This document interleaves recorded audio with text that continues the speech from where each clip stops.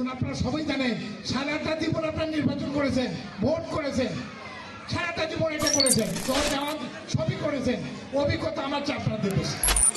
সেই কারণে আমার বক্তব্য দেওয়ার কিছু নাই, কিন্তু সবাই একটাই কথা বলেছিল যে ধানের শীষ যখন ডিক্লেয়ার হবে যার হাতে, আমরা সবাই তার হাতে ঐক্যবদ্ধ হবো।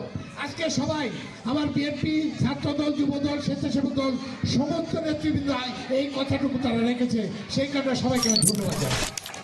তারা সবাই ঐক্যবদ্ধ হয়েছে।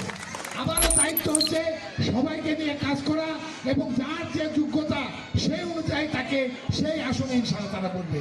এখানে আমি কোনো ভেদাভেদ করার চেষ্টা করব না।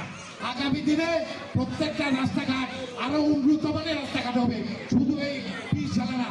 আমি চাই যে আমরা যে কংক্রিটের মাধ্যমে যাতে আগামী 50-60 বছর এই রাস্তা নষ্ট না হয় সেইভাবে রাস্তা করা হবে। এবং আমাদের মা বোন সহ প্রত্যেকটা মানুষ তাদের ন্যায্য সম্মানটুকু পাবে। এইটাই হলো আমার বক্তব্য পারবো না, কিন্তু একটাই কথা, কোনো কিছু অর্জন করতে গেলে কিন্তু পরিশ্রম লাগে। আপনি মরিচ উৎপাদন করে বাড়ি বসে থাকা সম্ভব না, মরিচের অনেক পরিশ্রম করতে হয়। আপনি ভোটে 5 বছর আপনার এলাকায় শান্তি প্রতিষ্ঠার জন্য আপনি কাজ করবেন না, বাড়িতে বসে থেকে শান্তি প্রতিষ্ঠা হবে, ধানের শীষ এমনি জিতবে, এটা সম্ভব না। সেই কারণে আজ থেকে মা বোন সহ আপনাদেরকে অনুরোধ করবো, আপনারা একটু কাজ শুরু করেন। প্রয়োজন হলে অন্তরের লোক যখন কালাই করে যাবে তখন কালাই করে লোক আরো বেশি উৎসাহিত হবে, তাই না?